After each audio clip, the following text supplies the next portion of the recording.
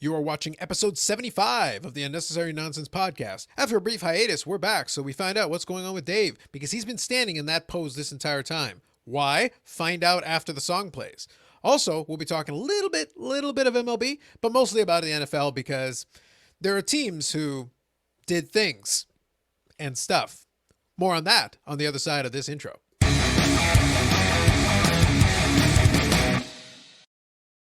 All right, we're back. I'm Carlos. That's Dave. What's going on, Dave? I'm actually super glued to the chair, and I've been calling for help for weeks, but no one answers, Carlos. Well, it's understandable. Like, I certainly wouldn't answer. You know, your family, like, they've known you long enough. You're better off where you are. But somehow I have luckily enough, my computer is plugged into the wall, so I can still do this. Well, depending on some of the weeks I've seen your pictures, like, is it really plugged into the wall? Are we sure about that? Fair enough. Yeah, sometimes you're a black screen, sometimes you're pixelated, sometimes you're a robot. I like to keep people guessing, keeps it interesting or something Indeed. like that. Indeed. So, what's going on? You know what? I have ready for this. So I decided, in my infinite wisdom, that I think in October I was like, I need something else to like do, to maybe look forward to kind of fill time. So one of the things I do, which I'm sure I know you've done because we've talked about it, not to necessarily the same people, is you have written letters to people asking for autographs. In the past, I've done it, yeah. Right? Johnny Bauer being one of them. Right? Which is legendary. So I decided that I was like, okay, I'd send a few off in the summer and nothing had really come back, because you never know if anything's going to come back, or especially with COVID stuff, if you're sending stuff to the States, if it's ever going to come back, if it ever made it there, if somehow it's being counted as a vote for Joe Biden, who knows? It very well might be. That's probably part of the recount problem. Right? I mean, it's very possible. So I decided I'm going to write some Canadian people. And I have a love of history, and I have a love of politics. So, Carlos, are you ready for this? These two that I'm about to show you came this week. Joe Clark. I wish, buddy. I just thought I'd take a stab in the dark. Okay.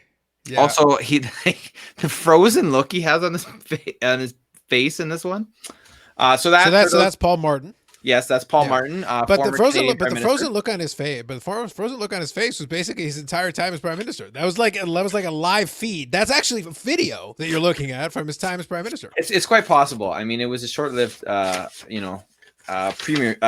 ministerial. I don't know how you say that. I was going to say prime ministership. But I'll tell you a story after this, and I'll show you the other one. I'll just show you the one. I actually have a personal photo, which I don't wish to share, of me. And so here's Kathleen Wynne.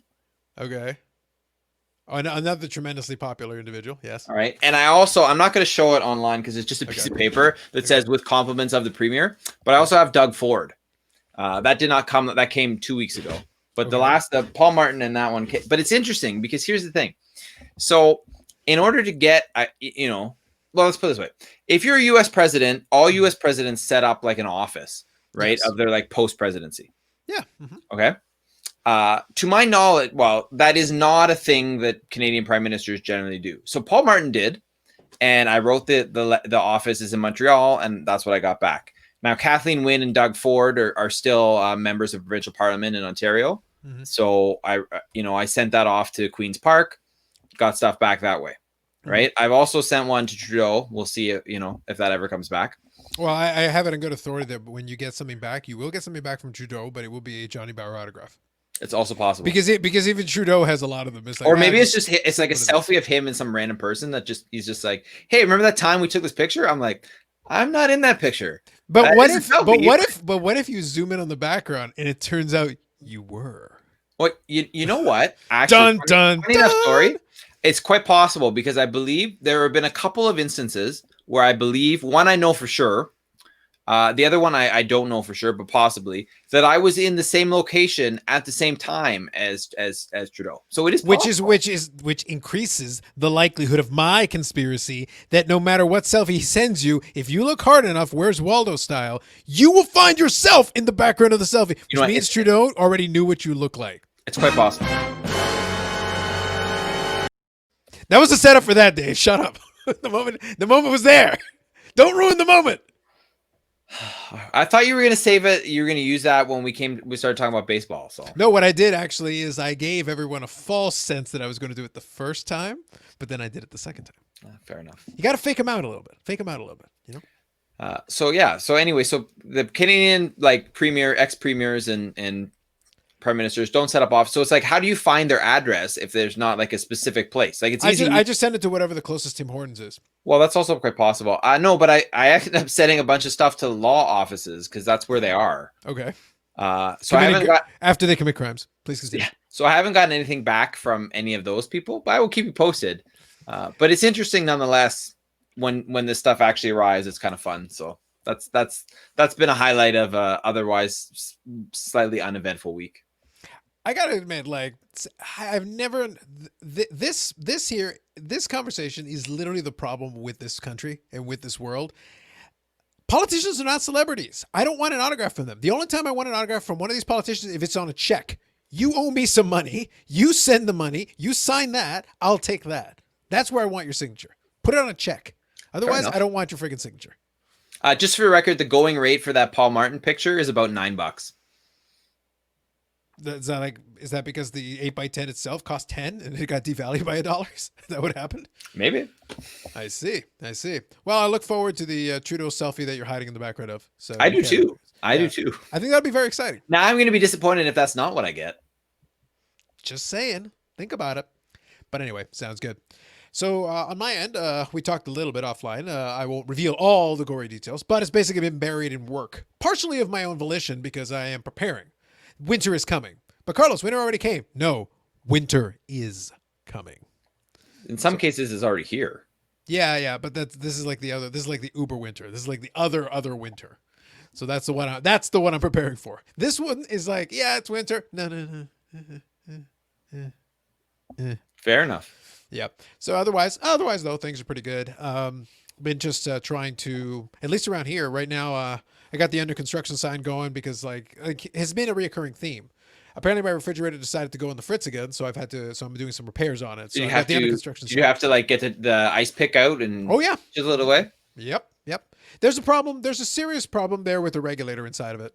Unfortunately, I'm not going to go fix it right now. So the temporary solution is to de-thaw it, get the ice out, do all that, and then we'll do it one more time, and then probably closer to the spring, I'll play around with it. The good news is it was keeping things cold. It was just ice was building up.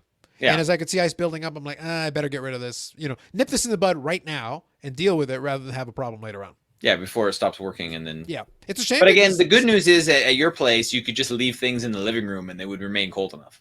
Dude, my cola right now, so I like to have my Coke Zero. I had some Coke Zero the other day and I was like, oh, well, the refrigerator's that close. And I'm like, do I really need it? I literally had it just sitting on the floor and then I cut it open, grab one, and I'm like, that's cold enough. We're good. Yeah.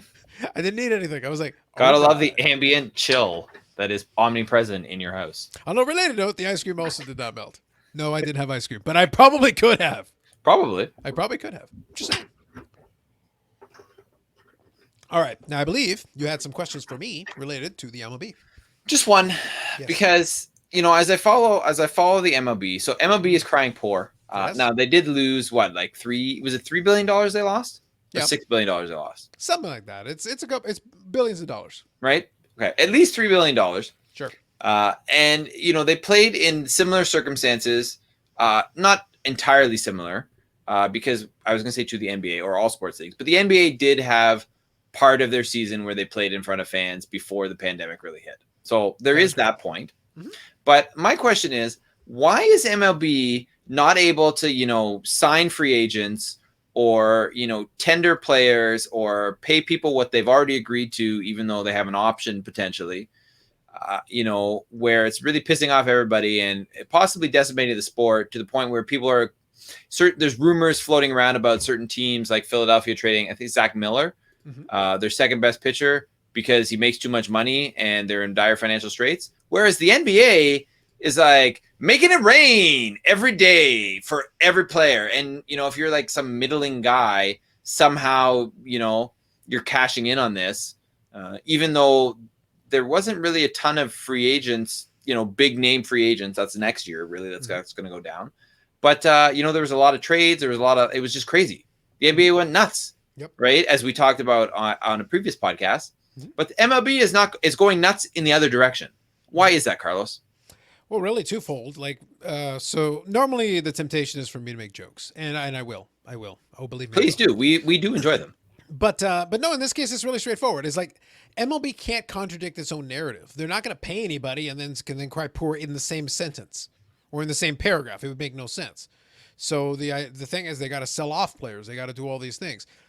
I think Major League Baseball is pretty much, whether they want to admit it or not, they'll say, "Oh, we really don't want that." They want a labor stoppage now. They want basically. Yeah, that's what I'm wondering. Do you think, like, how related to the potential? What's it next year? Like, they have one more year under the current contract before the CBA expires. It's something in that category. I don't remember the exact timeline, but the truth is, I think they would rather just start it now. They would rather basically just force everybody into a situation where the players go on strike or the owners lock them out or do whatever. They basically want to push the action and do it now. They want to redo the financial arrangement. The whole losing money thing is just a front to be like, and here's the thing. I believe that they lost some money, but they lost money relative to what they normally would have made. I don't think they actually went in the red, because if they did, then they actually would have been better served to cancel the season right away. Like if it's really, it's not that hard to figure out the math.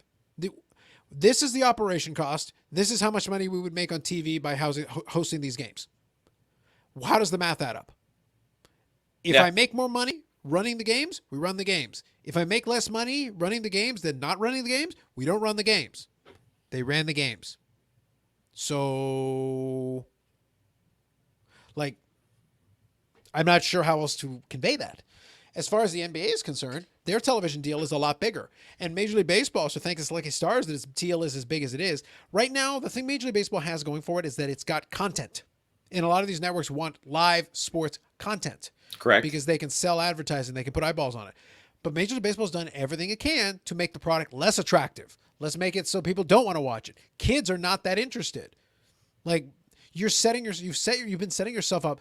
All the issues you're going to have going forward, the groundwork was laid decades ago. Yeah. And you just kept on going, staying the course, saying, "Oh yeah, we'll be fine. Oh, we made record profits." Yes, you did. But you're riding on the wave of momentum. You're riding on inertia. You're riding on, what you've already done in the past. Your demographics are aging. They're getting older.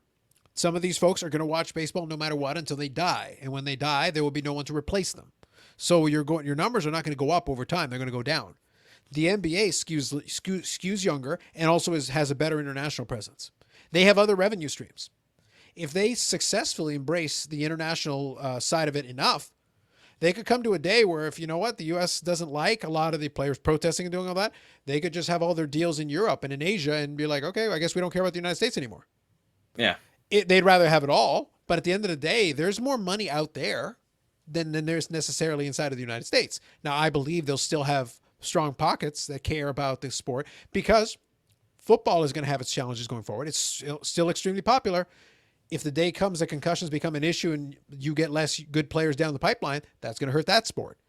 And the owners keep making more and more money, adjusting all these things. There is a limit. There is a point at which you can't squeeze any more blood out of this stone. The Super Bowl makes a lot of money. All this makes a lot of money. There is a point at which you can't go any further, even if you want to. This year will be an interesting one. We'll see how the rest of the season plays, because this NFL season has been weird. The NFL will tell us how much money can be made where you have either limited fan attendance or no fan attendance, because they've had a little bit of both, depending on the venue, depending on the location, depending on the part of the country. Mm-hmm. And as the numbers have been spiking back up, some of those places may go back to no fans. And if they go back to no fans, how does that affect the bottom line? But the TV deal is so big. Yes, it matters, but does it really matter? Yeah, that's exactly the question I have. So, like, maybe not. I don't know. There are so many revenue streams and so many ways that they can still make money. That is the thing. The NBA is the same that way. Hockey has its own issues and its own things as well, but they've got some revenue streams. But they certainly have the smallest of the four major sports in terms of TV revenue presence. Yeah. But Major League Baseball may not stay in that spot forever. They've been fortunate. They're getting basically the WWE deal. WWE got their biggest television contract deal ever, even as their ratings have started to go down a lot from their previous highs. And those ratings continue to slide and continue to go down, but they're still on this contract. So they're getting to ride the wave of hundreds of millions of dollars for WWE. And for MLB, it's billions.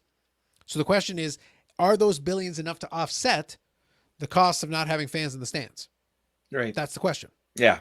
And it becomes a math problem. But realistically, the owners are like, okay, if we force the players into this position and we can make them look bad and being greedy because fans are stupid and they'll back us billionaires over millionaire players, we'll somehow make ourselves the victim. And if we can successfully do that, we can basically pay them nothing. Yeah, exactly. Yeah, like compared to the average person, it's a lot of money. But compared to what money they were generating for these teams, if the team can pay $100 million in payroll and be profitable, that means they're making more than $100 million. Mm-hmm. Which is to say, there's money there. It's available. What really you should be looking at is the percentage. If the players are making 50%, that means the owners are making, the teams are generating at least double. So that means there's plenty of money out there. So I don't care how much Mike Trout gets paid. Well, I do kind of care. It should be like $50. But the point is, for like the good players, how much money they get paid doesn't bother me. I don't care. It's technically not my money. Now, if I buy tickets and do all that, you can go, oh, it's my money. No, I'm still paying the money to the owner. The owner is paying the players. If nobody's in the stands, the owner still has to pay the player. That's why you don't pay the player salaries. You never did. But it's this weird fixation the fans get with it. I do think they're laying the groundwork for a work stoppage of some kind because they're going to try to reset the rules of engagement. They would like to even skew it more in their favor. Yeah, I think we're gonna wind up with a work stoppage at some point, no matter what. And here's the thing MLB should be scared of. I don't think most people will care.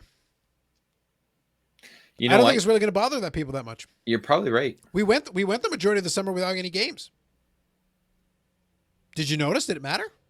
You know what? To be honest with you, this is a weird thing, and I don't know why this is the case, but well, other than maybe hockey, but if of the sports that I watch, right, baseball is the sport that I care about the most. Okay, that it evokes the most passion and the most emotion in me. Right. Okay, baseball was the sport I missed the least watching. Yep. Which is weird, right? Because on one hand, you're like, hey, passion, emotion. You would think that I would really miss that a lot. But honestly, until we got to the playoffs, I really didn't watch very much baseball this year. I paid attention and I, knew who won with the Jays, who won with the Dodgers. I followed both teams, and I listened to a bit here and there on the radio, but I didn't watch a lot. And I really didn't listen to as much as I normally do anyway, either. Yep. So you are experiencing the train that I've been on for about a decade. They've made it very difficult to watch. It's not fun to watch. Or when I'm watching it, I'll have it on the screen while I'm doing other things. It doesn't have my undivided attention until we get to the playoffs. Yeah. Because the playoff baseball adds a little extra layer of tension and intensity that I can still appreciate and enjoy. And I've said it before on this podcast, and I've said it before live for people and talking to different conversations. I love the game of baseball. I do not love Major League Baseball. Yeah. And that gap has grown over the years. And they've made it very difficult to even enjoy watching the Major League Baseball product because it's not a good product. And it's not because there aren't great players. I still enjoy watching some players. I've waxed poetic on this podcast about Juan Soto and those guys. I still enjoy great players doing great things. But a lot of these games are a slog. It's very difficult for me to get enthusiastic about watching a mid-season or middle of the week game between two teams I don't really care that much about when the actual product is terrible. I want to be able to watch this game without a million commercial interruptions. I would pay extra to see it without commercial interruption, but I don't have that option. I have to sit there and endure these ridiculous breaks. And it's like, why don't you actually play the game? Can I watch you play the game? That would be wonderful. That's really what I'm looking for. I would like to actually see the game being played because then I get what I want. In the playoffs, I'm willing to be a little more tolerant of it because at least the tension and the stakes add a little something to it that give me a little extra. Exactly. Yeah, That's what I want. Otherwise, then you need to streamline this. You need to give me a cleaner version of this game that allows me to get to the point a little bit more. And then you can hold my attention a little longer because as soon as you hit commercial break, I'm like, all right, I guess I'll look at my phone. And you know what? If I'm still looking at my phone when we come back from commercial break, so be it. Every opportunity you give me to stop watching your thing is an opportunity for me to find something else more interesting happening somewhere else. Now, how does that compare for you to say being at a game? Say Major League, but being at a game. Major League right now, there is almost no distinction between being at a game and watching on TV. The TV experience is actually better than being at a game a bunch of times now. Because you know what? The fans around us are morons. So it's like, you know what? Actually, I get the addition of having to wait to get inside, having expensive concessions, having paid to sit here to watch commercials inside the stadium. Yeah. I'm like, this is trash. And you know what? If I'm watching it on TV, at least I can have it on my big screen. I get a good view. I can see everything that's going on. And you know what else? If I want a beer, I don't need to wait in a line. I can go to my refrigerator. Now, if my refrigerator worked, I could do it. But right now, not so much. Right now, I do it in my mini fridge. But still, the point is the same. Correct. Yeah, so that's the problem. Is that as soon as television becomes a better experience, because you know what? I guess, if I'm going to watch the game and I have to endure these commercial breaks and I'm in my house, then at least I get to sit in my chair. I get to sit in my couch. I can watch it. I can go get my beer. I can go get a snack. I have all the things all the provisions that I require. Right. And in addition to that, you know what? I got a PVR. Maybe I pause it and fast forward through the commercials. I can do that. Like maybe I wait until the third or fourth inning to tune in, start watching the game from the beginning, and fast forward through it. So hopefully I can minimize the amount of interruption. And you pretty much end at the same time. And the point is, I don't want to see these interruptions. I don't want these delays. I want to get to the actual game being played, and that hinders my viewing experience. And now when I'm in the stadium, I get almost the exact same thing, but I get the benefit of paying more for it. Now, what about like NFL though, right? Which takes basically, I mean, maybe not an average. I don't want to average them out, but you know, an NFL game can take over 3 hours from the start of the broadcast to the end of the broadcast. Mm-hmm. Quite often does, right? And same with a Major League Baseball game. So what's different between the two for you? Oh, the difference is that you, with the NFL product, you actually, if you really look what an NFL game is, it's these spurts of activity. Now in baseball, theoretically, it's the same thing. But you can move around a little bit in terms of how you do. You're still going to do commercial breaks and all that, but there's usually a little bit cleaner ebb and flows on when you do it. There's a little bit of that. And when you're watching the football game, you do have, like I said, the physicality element of it. To be honest, the breaks actually make more sense in football because you need to give these players a moment to reset. Mm-hmm. You could try to just you could try the soccer running the play clock. You could try being like, all right, guys, get on the line. Imagine running the 2-minute drill for the entire game. Yeah. By like the third quarter, the players are crawling on the ground, crawling back because they're getting walloped on play after play. The structure of the game and the fundamental basics of the game mean that you know what? Maybe this commercial break is a good chance for you to get a breather, catch your breath, recover for a moment because you just took a hellacious hit.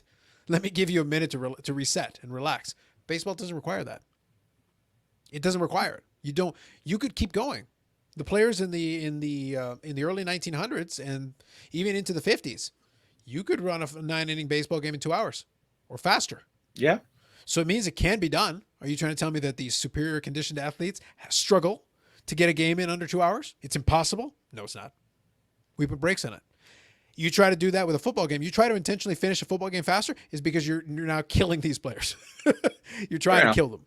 Fair enough. There's a big difference. So when you're watching the game and you're seeing the players, breathe deep, and they're taking advantage of that break. Absolutely. So they're actually using it for. It's like in hockey. The shift lasts 45 seconds or 30 seconds because the player is going all out. But then as soon as that's done, they're like, hold on, give me a breath. Give me a second. Yeah. Hold on. Because I'm working hard here. Give me a second. So that little break as well gives those guys a breather. That's part of it too. So at least that makes sense. I can see that it actually benefits them to have a little breather for those sports, not for baseball. You guys should be able to do this and keep going. It shouldn't be a problem for you. Yeah. So that would be the way I would differentiate these sports. All right, cool. Make sense? Yeah. So let's can I make a transition into football because I have a point that I would like to transition with. He has a point that he wants to make. What do you got? All right. So I can't remember how long this ago. This was around the NFL draft. Mm-hmm. All right. And so you had sent me a video as one of your, hey, watch this. And I actually watched this one. And it was a Philadelphia Eagles fan who does a podcast. I can't remember his name. I would like to give him the shout out. So if you remember his name, please. Mm-hmm. And he's got a beer and he's talking about his beer and, giving the plug for the beer. And then he's like, okay, I'm not going to rant. And then obviously proceeds to rant for like 20 minutes about how much of a stupid idea it was for the Philadelphia Eagles to draft Jalen Hurts. Mm-hmm. Right. And I'm thinking to myself, like, I don't think that draft choice was the cause of, Wentz being so garbage this year. But I want to know what that guy, how that guy feels now. Is he still so angry about the draft? In addition to how crappy his team has been this year, and or does he somehow blame everything on that decision? I want to know where that guy stands, because the Philadelphia Eagles are garbage, right? The Giants are 5-7 right now, and they're probably going to win the division. And you know what? They may not have to win another game to do it. Mm-hmm. The NFC East is trash, Carlos. Absolute garbage. Mm-hmm. It's glorious.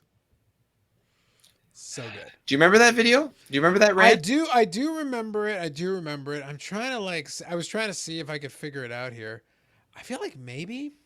Well, this one looks like it could be one. Like you did send it to me, so it's probably maybe in Facebook Messenger. Oh God, but I don't think I can. I probably can, but it would take me a while to scroll back that long. I'll see if I can figure it out. I know what you're talking about. Yeah, so there's my but do you want to talk about the Jets and of today's game and speak of how Jetsian what they did is? Because I know it gives you so much joy. It was so good. It was so Jets. So so by the time you watch this, the games will obviously already be done. Or listen. Yeah, or listen. You got to watch. Listening, you're missing out. But anyway, the reality of it was that when you go in and you were watching this Jets game, if you tuned in partway through, which, I didn't watch the whole game, but I was watching the later portion of it, and the Jets were ahead. They were ahead 28-24. Which is surprising enough in itself. No doubt. No question.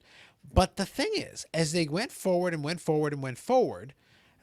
looked like, all right, they've done what they needed to do. I was watching and I was like, okay, good job, guys, good job. But now, they go in and they've got the Raiders dead to rights. All they got to do is basically, this is the only time, and I was saying to Dave, the only time, guys, it's time to prevent defense. The only thing you don't want to do is get beat over the top. That's it. Just keep them out of the end zone. There are 5 seconds left. Leave this be. End the game. That's it. You can let them have anything underneath. They catch the ball. They won't be able to spike it fast. Now, before you finish the story, can you mention to the audience how much you hate prevent defense? Well, I've talked about it. I've talked about it on this podcast. But prevent defense is literally the dumbest thing in the world. I've watched the Packers use it to no effect whatsoever for years. It's glorious. But the thing is, it's getting that conservative generally makes no sense. With 5 seconds left, with a 4-point lead, where the other team has to go halfway down the field, and they have to score a touchdown, I can justify it. When there's 2 minutes left and you start going to prevent defense and allow them to dink and dunk their way all the way down the field because you leave all these swaths of the underneath open, that's idiocy. And with a team with no timeouts and no ability to stop the clock, that's idiocy.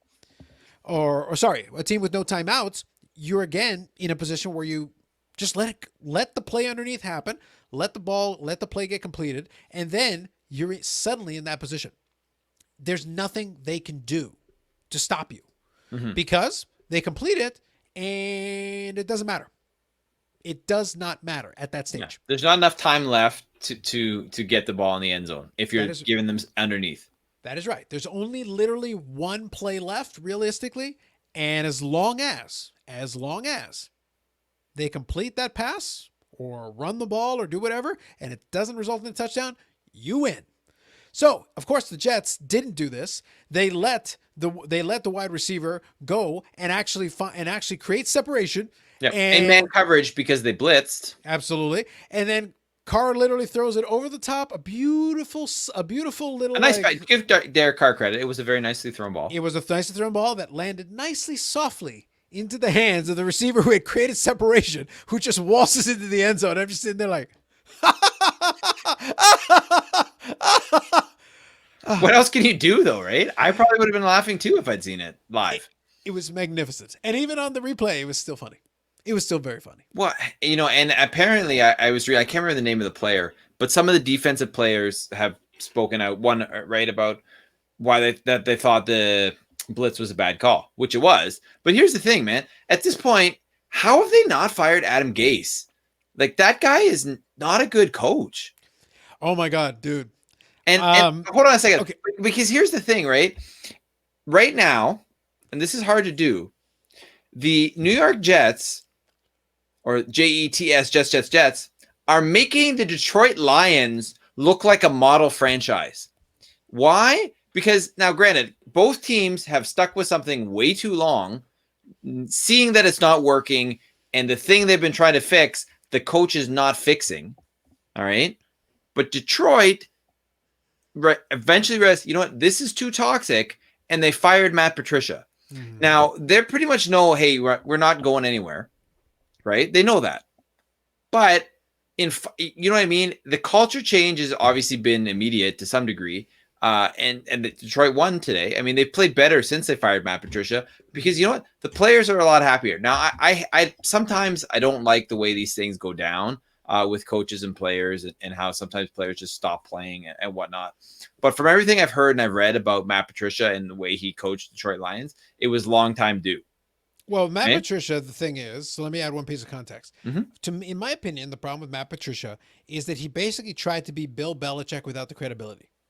Yeah, Bill Belichick has the cachet to pull some of the shit that Matt Patricia was trying to pull with his players, with the team, with the franchise, but it didn't have the cachet. And this has always been the great what if of professional sports, especially for New England. People talk about like it was always, oh, this is a fait accompli. This is the way it was going to be. No, there's 100 ways this Patriot dynasty thing could have never happened, because they managed to win. And they, you know, the Brady truthers are going to say, oh, because Tom Brady got in there. No, he was a passenger on the bus for the first couple of years. Also, remember this too. Currently, as we are recording, only one win separates the Patriots and the Bucs currently. Yeah, that's right. But the thing is that I believe Bill Belichick. I've read his biography. Am I the biggest fan of the Patriots? I am not a fan of the Patriots in the slightest. Am I a big believer in Tom Brady? Absolutely not. He's the faux goat. But was he an efficient player? Yes. Do I give him credit? Here, there is one category in which Tom Brady is, in fact, the undisputed GOAT. There is one category in which I will give it to him. Anybody who asks me, I will fight them. I will agree. I will take this to the death. He is the undisputed GOAT in one category only. Do you know what that is? Individual championships? No, because that's a team thing. But no, there is an actual category in which he is, in fact, the undisputed GOAT. I don't know. I could take many guesses, but I don't know. So please tell me, Carlos. Here it is. He is the GOAT at taking what is honestly mediocre talent and absolutely squeezing every last drop out of it. There are so many people who never come close to their ceiling, who have tremendous talent, but he is a guy who has hit his ceiling. He's bounced his head off his ceiling, bounced back down, but he bounced his head off of it. He got as close as anybody could to absolutely maximizing their ability. He's squeezed every last ounce out of it. He has not gotten cheated out of his potential. Does that mean he's an all-time great? Statistically, he is. Does that mean on talent he's an all-time great? No, he's not. Not even close. But if I give you a guy who is an 85 out of 100, who maximizes and gets 85, that's still better than a guy who is 100 in capability and potential, who is lackadaisical for their whole career and maybe tops out at 83, 84. Mm-hmm. That 85 guy beat him. Why? Yep. Because they worked harder. They used everything they had. Their potential was lower, but they maxed it out. Yes. Tom Brady maxed it out. You absolutely have to give him credit in that area. Yeah, it's like in that area, I don't think he could have done any better than he did. There is no way he could have done any better, because the same way that some of the Brady like fans in New England would be like, oh, we could have won more Super Bowl. You also could have lost all of them. Like you were that close to losing all of them. Mm-hmm. So the reality is this could not have gone pretty much any better than it did. Uh-huh. As a coach, Bill Belichick to me is a GOAT, because I don't think he absolutely maxed out his potential, but he pretty close to maxed out his potential. But his ceiling was so high. But here's the interesting thing about that. He also got lucky in the sense that he found the perfect owner who was able to work. So people forget, to me, it's a three-headed monster. Belichick was a key cog in this. Brady was the right quarterback to work with what Belichick wanted to do for a long time.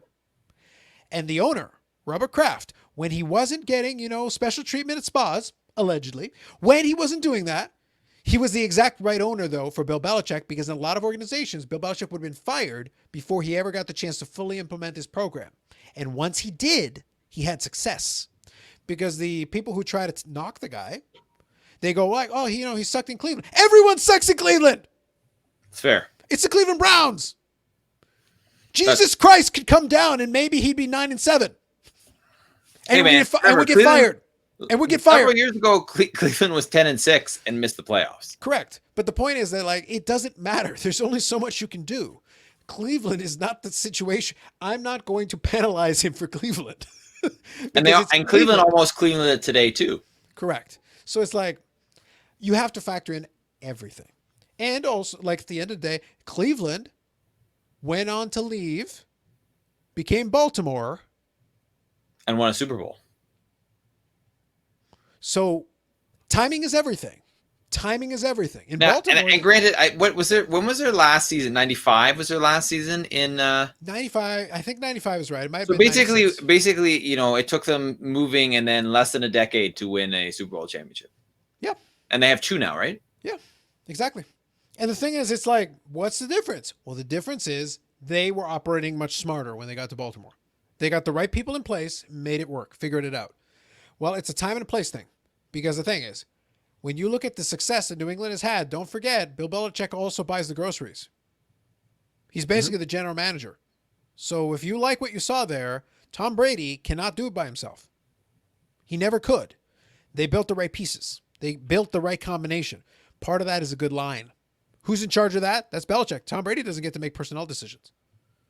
That's part of the piece too. Unless he's, in Tampa Bay and they get Antonio Brown. Well, yeah, and that's working out great so far.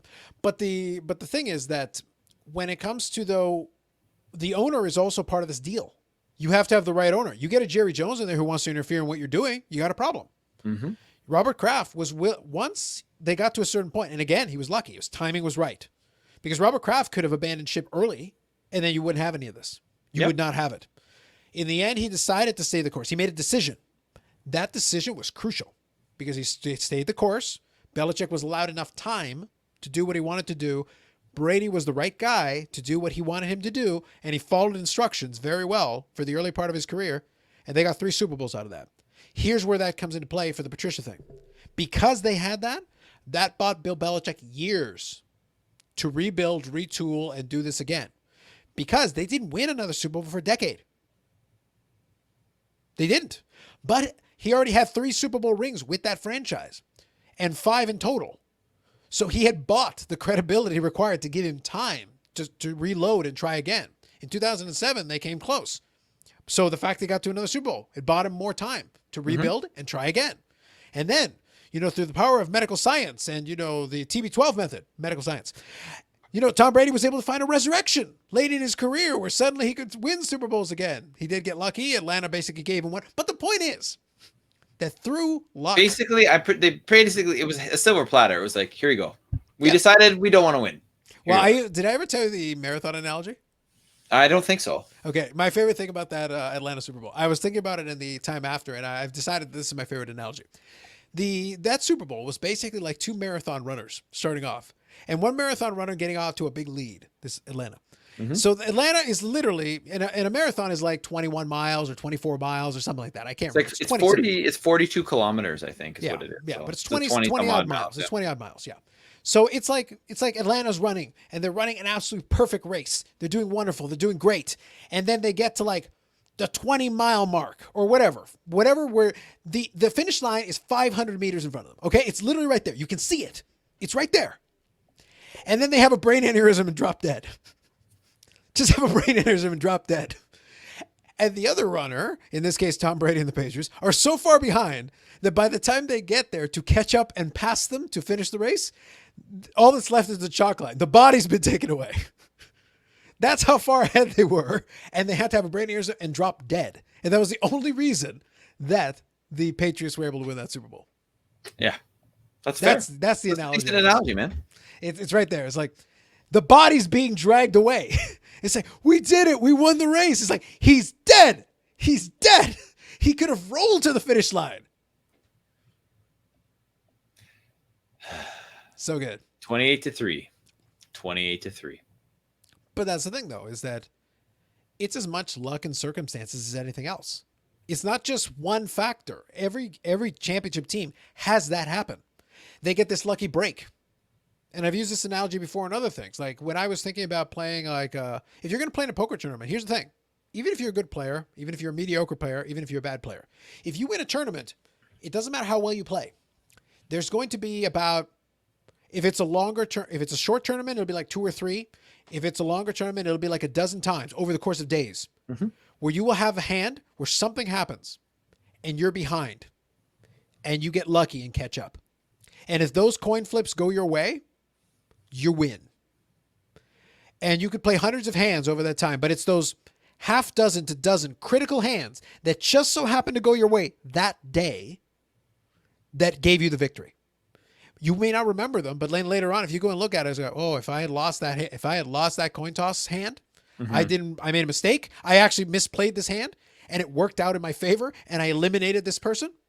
If that hadn't gone my way, I'd have been in dire straits. Yeah. Or I'd have been eliminated from the tournament. Absolutely. And you go on to win. Those are the ones.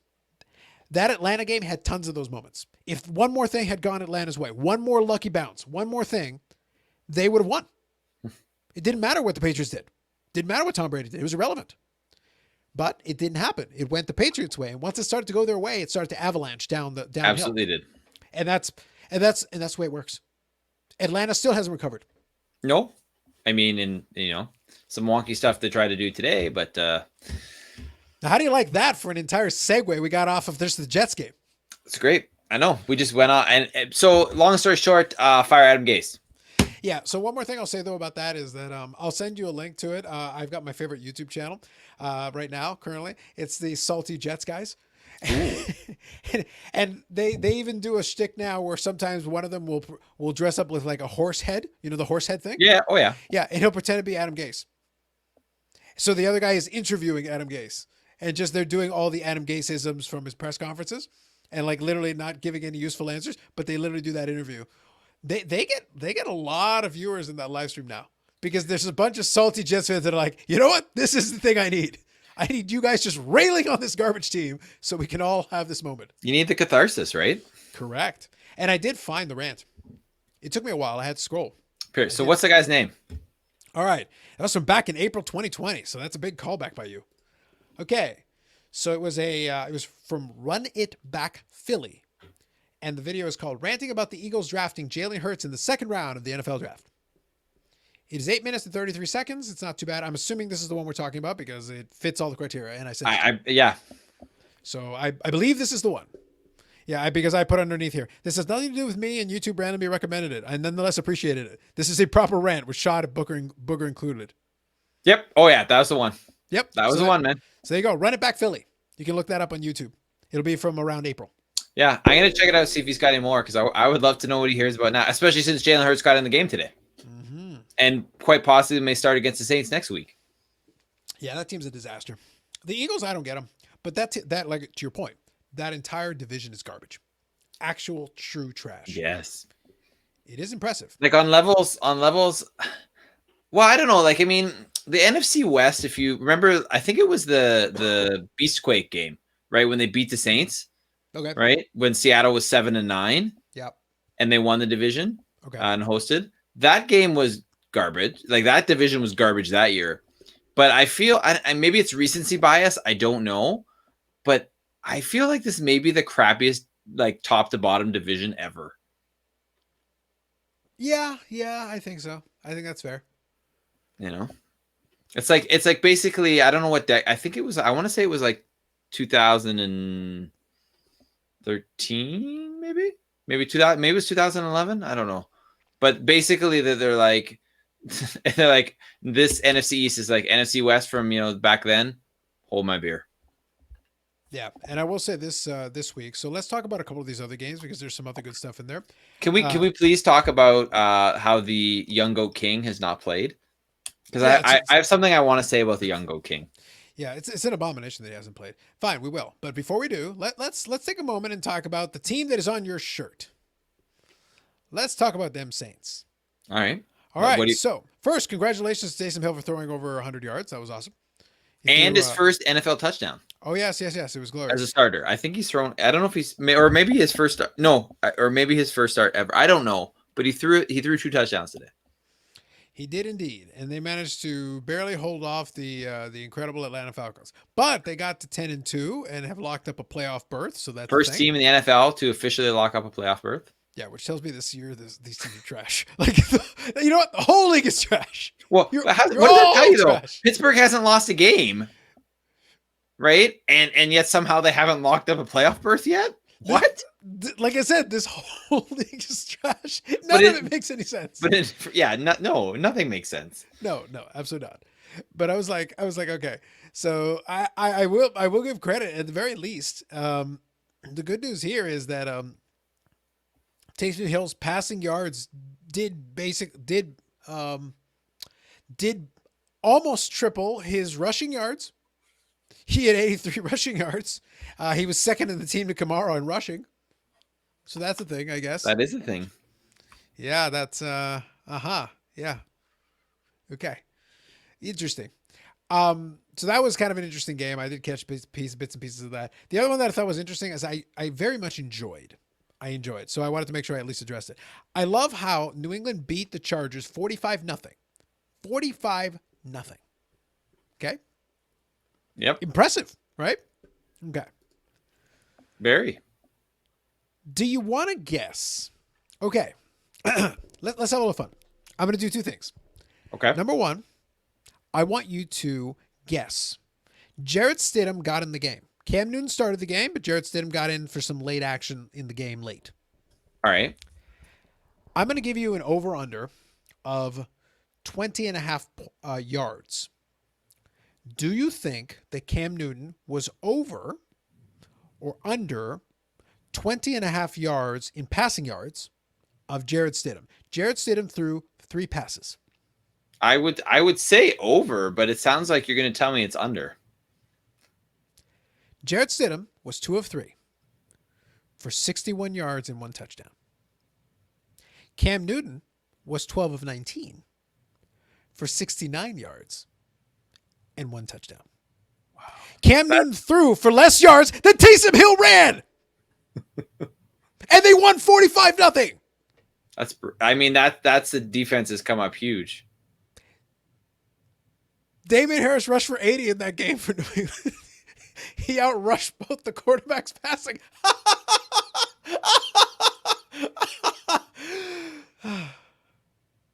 So good. Brutal. The good news is that Cam Newton rushed for 2 touchdowns. So that's a thing. I'm dying. It's too good. I don't even know what to say, man. I don't even know what to say. Would you have even thought it was conceivable that I could have given you a stat like that? No, but it's the NFL in 2020, right?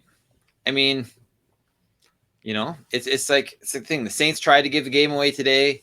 They're worried about. That's the other thing. We're gonna go back to that for a second before we go into this suddenly impressive New England Patriots defense. That one of the reasons that they were, I think, people, the knock on Jameis Winston is he turns the ball over too much, which he does. And apparently has done so since college. I mean, that's not apparently, it's a new thing. Taysom Hill has turned the ball over in every start. Yep. Right. And today almost cost him. Mm-hmm. Right. The man's been like a fumble machine. He hasn't been throwing interceptions. So it's like, okay, we already got young Goat King. Oh, right. He throws the interceptions. He's the 30-30 guy. But Taysom Hill, he fumbles. Right. So there you go. You got both sides of the coin there. Quarterback turnovers. Justice for the young Goat King. I thought he was going to get in the game today, honestly. The way things were going at the beginning, I was like, young Goat King is getting in this game. But then he didn't. I agree. And it was disappointing. So what is not disappointing is the New England Patriots defense. Man, 45-0. That is a beatdown of epic proportions. But right, so you're thinking, oh man, the stats must be off the charts, and then it's Cam Newton, 69 yards passing, right? Like 69 yards. That's just so you know, that's less yards than Taysom Hill threw against Denver last week, where he threw 78 yards passing. But like I said, that's also less yards than Taysom Hill rushed. Yeah, but I mean, less yards than he rushed. But that's 130 yards total.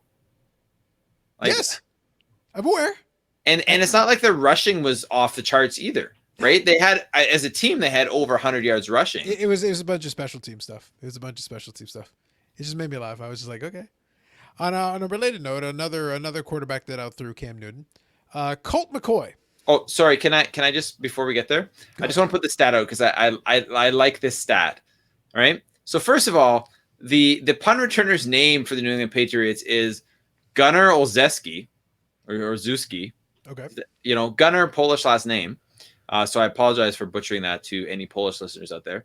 Okay. He had 3 punt returns for the entire game, 145 yards of punt returns, 48.3 average, and a touchdown. Yeah, I was going to say one of those is a touchdown. Yeah. That's pretty damn impressive. Yeah. And that helped in the 45-0.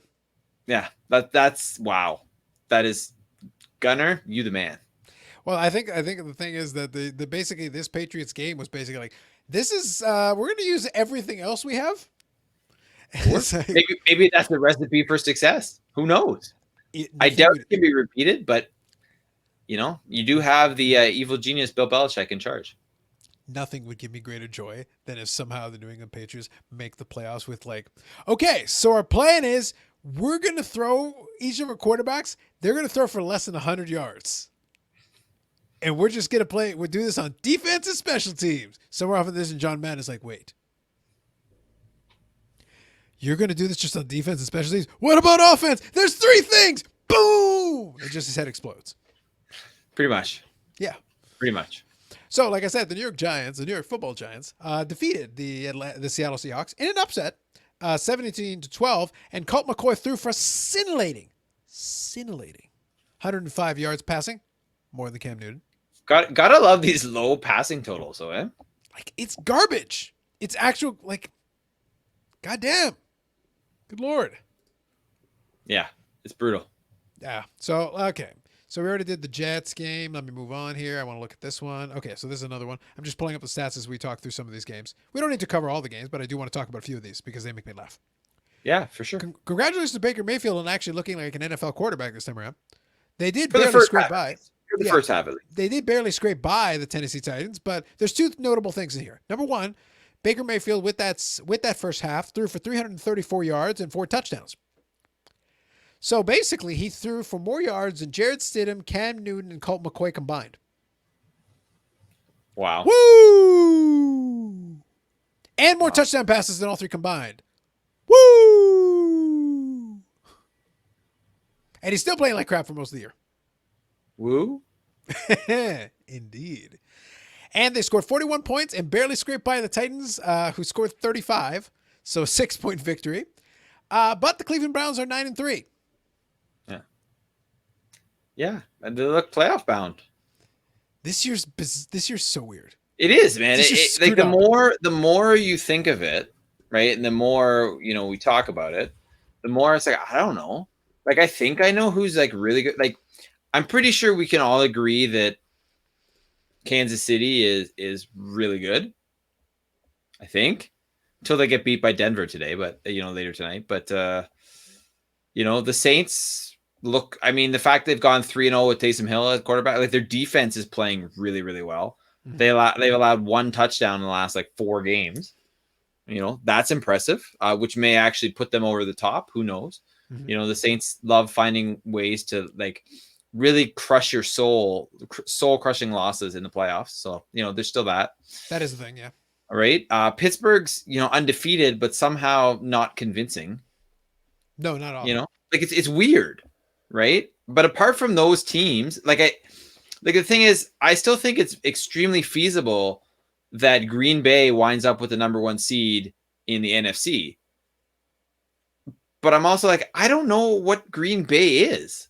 I know Aaron Rodgers is good, right? And I know Devontae Adams is good. And I can't remember his name. It's escaping me right now. The running back, Aaron Jones. He's good.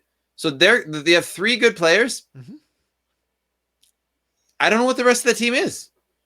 They're Tell me, Carlos, you're the fan of Green Bay. What are they? They're warm bodies that wear jerseys and uniforms. Is this team all smoke and mirrors? Oh, this team's been on smoke and mirrors for about 3 years.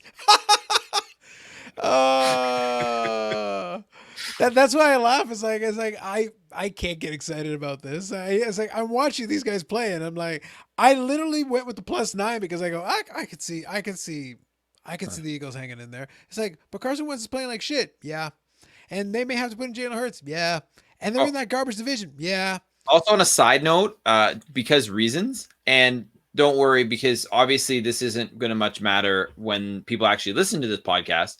But currently, with into the second quarter, the Broncos and the Chiefs are tied.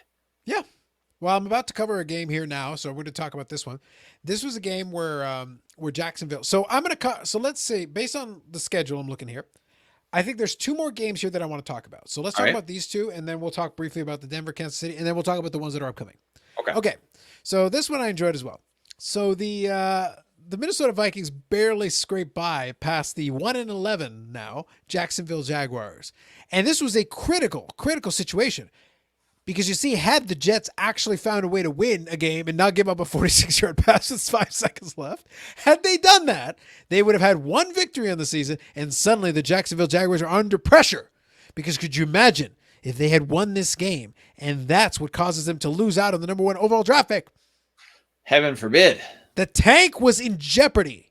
There were 2 tanks in jeopardy. Which is pretty serious business.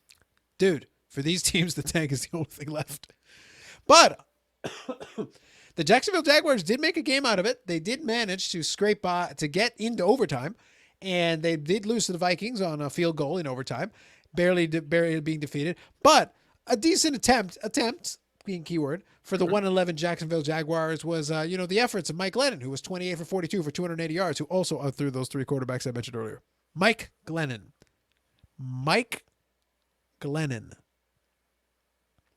Once more for the people in the back. Mike Glennon. Indeed.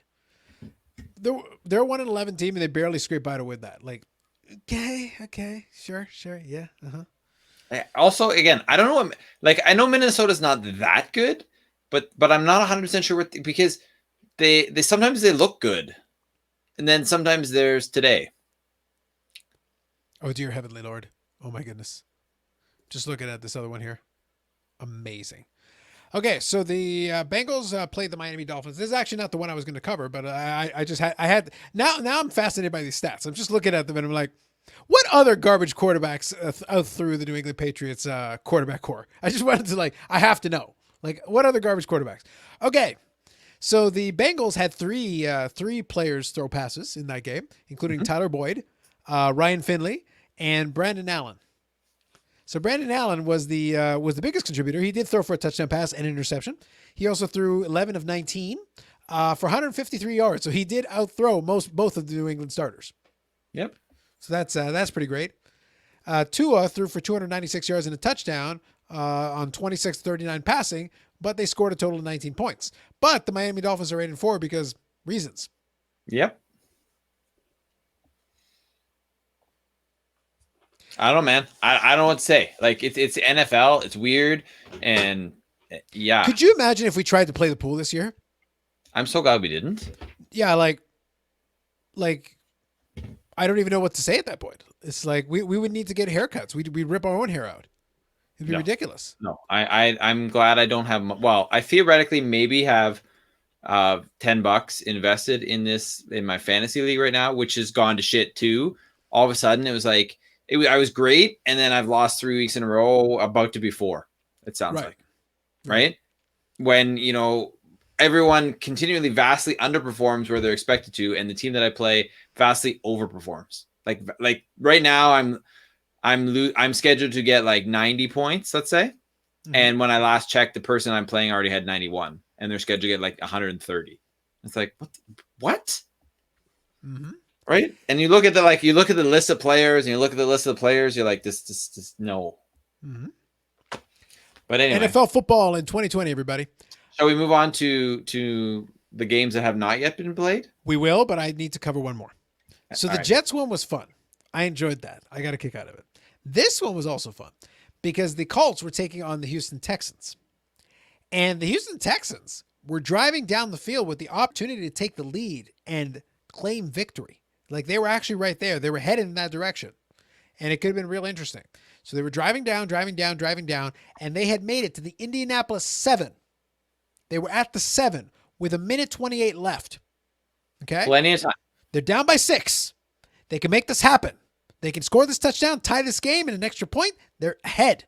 And then it's on Phillip Rivers to make the comeback. But you know why they didn't have to? They didn't have to because they fumbled at the 7. They botched the snap and fumbled at the 7. Because reasons. Of course they did. Of course they did. I was like, really? This is where red zone is like my godsend right now. Because then they put it over to it, and I just sit there like, the Jets one had me like, but then the Texan one had me like, I was like, I don't even know. First I cackled, and then I cringed in horror, and then I cackled again. And then I recovered myself and cackled some more. As you do. Fumble at the 7. Wow. With 1:28 left. There's no reason. Indy recovered and ran out the clock. Fantastic. I just felt I needed to give you that little play-by-play at the conclusion of the game. And I appreciate that. So good. All right, here we go. Let's do these games that remain. Here we go. Okay, so first, obviously, Denver and Kansas City are playing. They're in the second quarter. They're tied at 3 right now. Scintillating game, no doubt. Okay, cool. What else we got? We have 2 Monday nighters. We'll do a Monday afternooner and a Monday nighter. So 5 p.m. Eastern time, we have the Washington football team, literally called the Washington football team, taking on the vaunted, the class of football, the 11-0 Pittsburgh Steelers.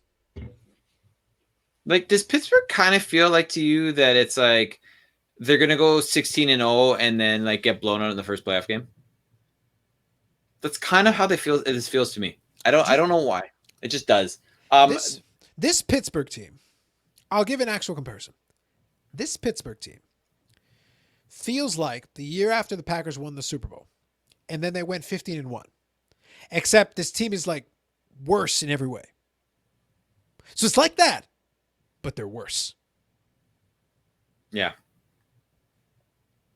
So don't be surprised if they go 14-2 or 15-1, and you're like, so who do they get in the playoffs? It's like, well, they get a first round bye. It doesn't matter. Who are they playing first? Can I put all my money on them? That's kind of what it feels like to me. And then they've had a DB, and I don't know their names, unfortunately, but a DB and a linebacker have gone down with season-ending ACL injuries as well. Yeah, that's just weird.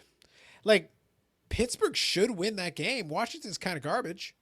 Mm-hmm. But I kind of feel like, for the betterment of us all, I really want Washington to win this game. Well, for sure, I do. Because I want the stupid division to keep going. Because that'll take them to 5-7, and that'll put them another game clear of Dallas, which we'll talk about in a second, and then just keep this silly train rolling. Because the Eagles are playing their way out of this thing, and the Giants won a game, so woo. Yeah. I think with that win, the Giants have 5. I want to say 5 wins.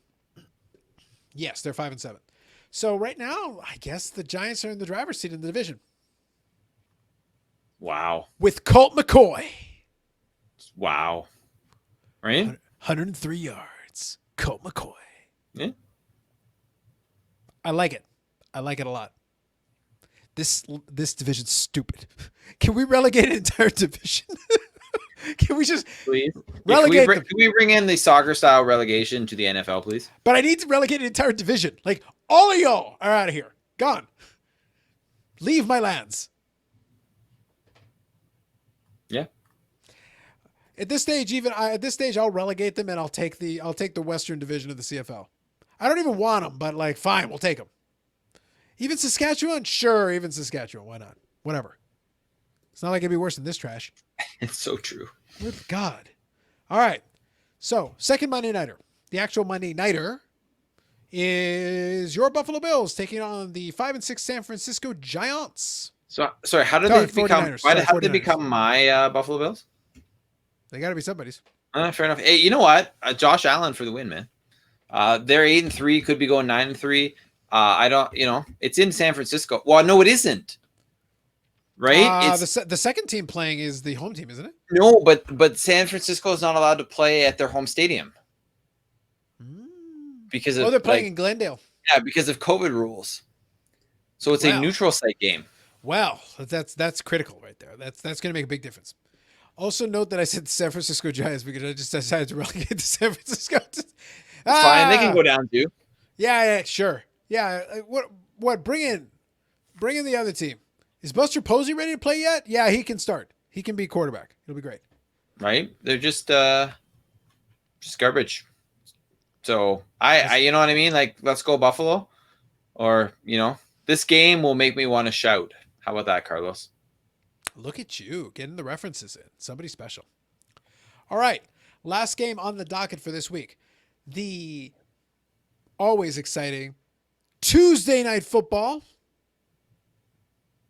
I prefer my Wednesday afternoon football personally, but indeed. We got the 3-8 Dallas Cowboys taking on the 6-5 Baltimore Ravens, who may actually have a quarterback this time. Lamar, I think, is supposed to actually play in this game, theoretically.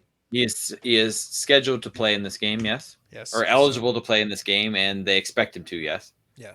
So Baltimore's kind of playing like trash. Even when Lamar was still in there, they were kind of playing like trash. Oh, buddy. But Dallas is also trash.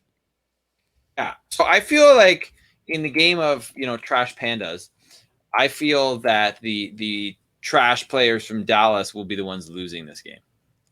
You feel their trashiness is superior. Correct. Or inferior. I do. Yeah. I guess at least it's Tuesday football, I guess. There you go. So that concludes the NFL slate. You're welcome. Or condolences. Yeah, I don't know. I just don't know, man. I just don't know. Dude. The Denver-Kansas City game is still tied at 3. Fantastic. Because welcome to NFL 2020, everybody. It's just so bad. It's just so bad. Awesome.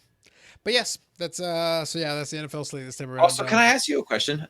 Just because I don't know this for a fact, but maybe you do because you know things. Are they not flexing Sunday night games because of COVID? I would suspect that's probably because if you look at the Sunday night schedule for the last little bit and into the future, trash. Yeah, I'm pretty sure they're not going to start rescheduling games unless they have to. All those Tuesdays and Wednesdays start just because. How did Denver, Kansas City become a Sunday night game in the first place? How did NBC go? The guys, whoever's making the decision, NBC go. Let's see. Okay, week 14, week 13. Yeah. We want that one. But sir, that says Denver and Kansas City. Correct. I get the Kansas City part, but it's Denver. Yep, we're gonna go with it. Well, Drew Lock was supposed to be playing. Like they actually they'll take the young quarterback and be like, okay, well, let's see if this kid's any good. And of course, Kansas City generally is good. So my belief is that originally they were thinking, okay, we'll get the young quarterback against, Mahomes, who's still a young quarterback, of course, but obviously a good young quarterback. And then the other one is like a questionable young quarterback. So yeah. Like I feel I'm looking at the schedule like ahead of time, right? At the beginning of the year, I would say there are 1, 2, 3,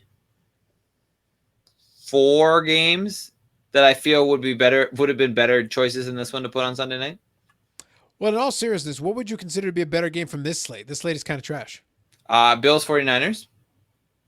Debatable. 49ers are kind of trash, but sure. But when they're making the decision, right? Because they would have made that decision like before the start of the year. Sure, but do you actually believe the 49ers are going to play well coming off the Super Bowl hangover? Compared to how they're playing, yes. Okay, I guess, sure. Cowboys Ravens. We're getting at the beginning of the right. Okay. I think would have been better. Rams Cardinals potentially. Rams Cardinals, I would buy. And I'm gonna just leave it at that because I feel I could argue some other things, but then I feel my bias will show. So I'll just go with those ones. Well, if we can have Taysom Hill.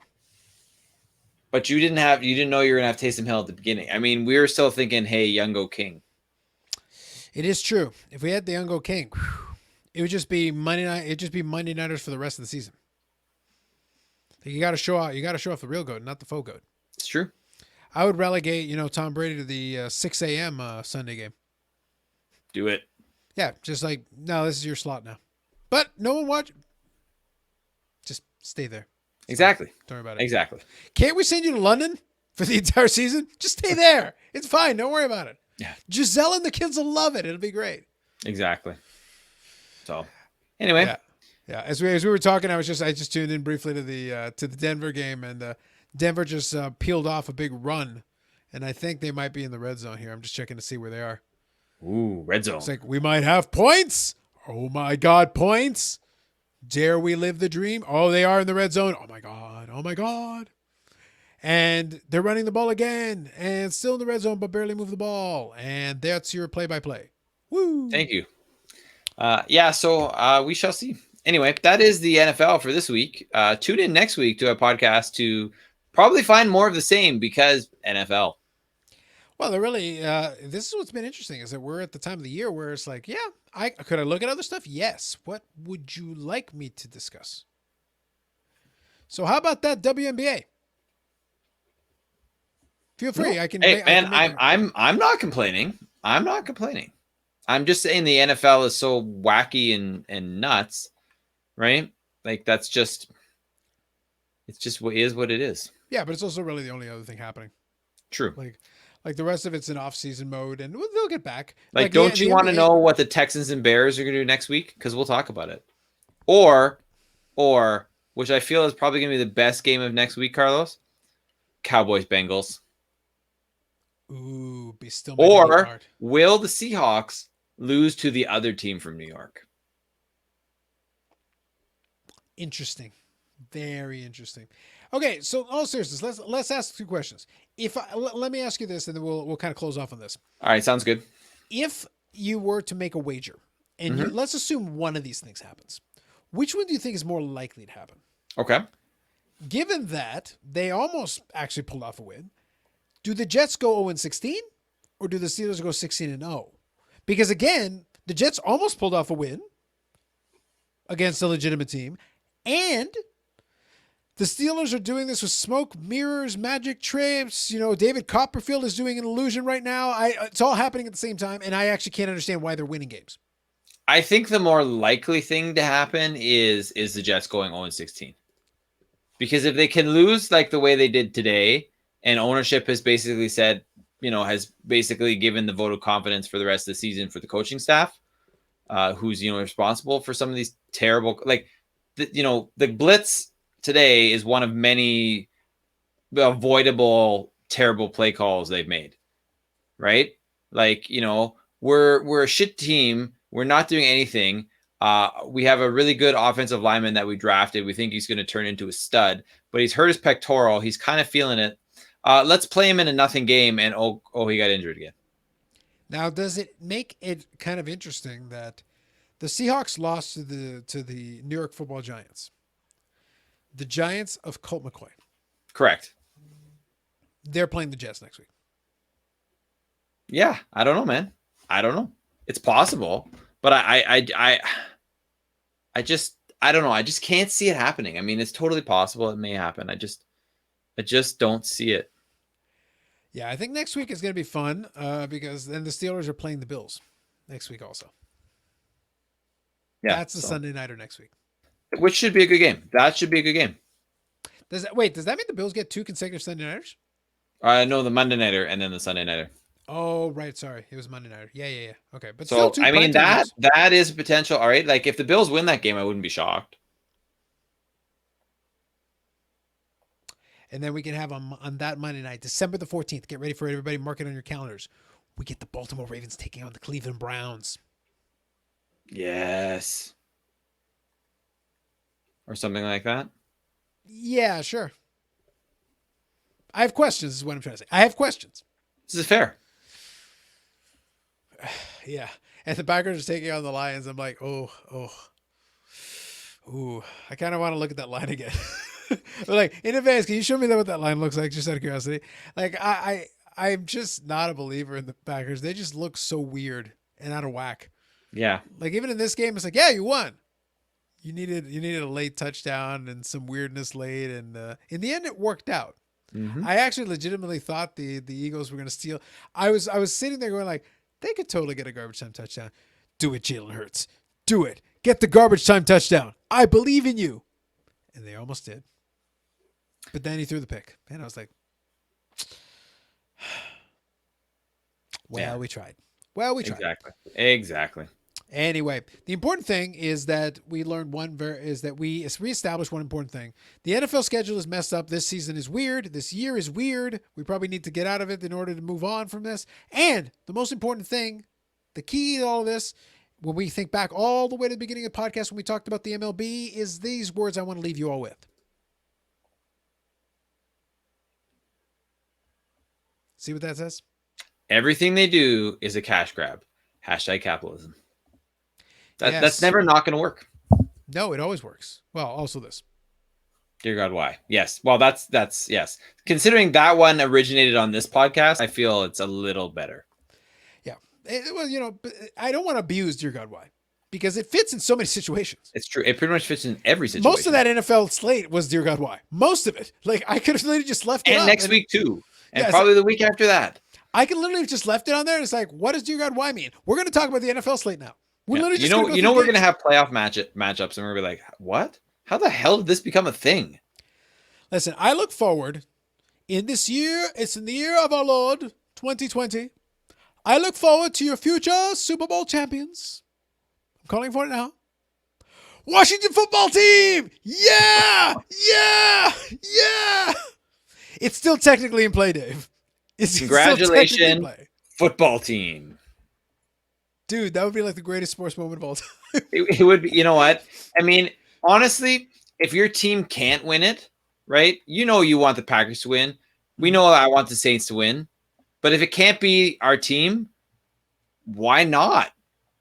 Because it's just the most 2020 thing that could possibly happen. Could you imagine Roger Goodell? And it's in play. It is in play. Imagine Roger Goodell literally having to award the Super Bowl trophy to Washington football team. And having to utter the words, Washington football team. It would be great. And then at that point, what happens right after that is that literally everybody's like, so do you guys have a team nickname next year? Absolutely not. We are not winning. Now commences the dynasty of football team. Yeah, you can't mess with that. If you win the championship as football team, you're staying football team. That is now your name. It has to be. Yeah, for all time. That's it. Love it. Anyway, so if you do, I will say the spiel here at the end anyway. So you can check us out on iTunes, Spotify, Google Play, wherever you get your podcasts of choice. I'll get the audio up in short order. I think this one doesn't require any editing, so it's going to go up. Otherwise, it's on the YouTube channel, Unnecessary Nonsense Podcast, where you get to see like our look of abject horror as we went through most of this slate. And really, there was a lot of looks of abject horror and perplexion and horror. Did I mention horror? Yeah. The horror. Close. Yeah, very close to that. Yeah. But anyway, so that's the places you can get it. So that'll be it for this week. We have gotten through 75 episodes, 3/4 of the way to 100. Woohoo! I can only hope that somehow, before we get to episode 100, because mathematically it would totally happen, somehow I will be able to come on this podcast and be able to say, like the overrated Dallas fans, how about that football team? That's all I want. I just want to be able to lead in with how about that football team, start the music, and we go. Would you prefer that to Green Bay winning? Be honest. Oh, at this stage in 2020, probably, yeah. Okay. All right. Yeah, like, do you have any idea the amount of like comedic joy? The Green Bay Packers not winning the Super Bowl, Dave. The Green Bay Packers are like 5% less likely to win the Super Bowl than the Saints. Like, not going to happen. No. All right. Yeah, like, I'm sure if the Green Bay Packers had, the vaunted offense of like the young go king who doesn't get to play in Taysom Hill, maybe that would work. Because then we could use Taysom Hill as a running back, wide receiver, groundskeeper, something. I'm sure he does that too. But if we had the young go king, wow. I told you, you guys put in the young go king, Super Bowl is assured. First Super Bowl in franchise history. This could be it right now. Oh, Carlos. Could happen. Think about it. All right, guys. So that's it for us. We will catch you in the next episode of the Unnecessary Nonsense Podcast. Cheer on that football team. We need this to happen in 2020. This is not what we need. This is what we deserve. Yes. So true. So true. Indeed. Talk to you all later.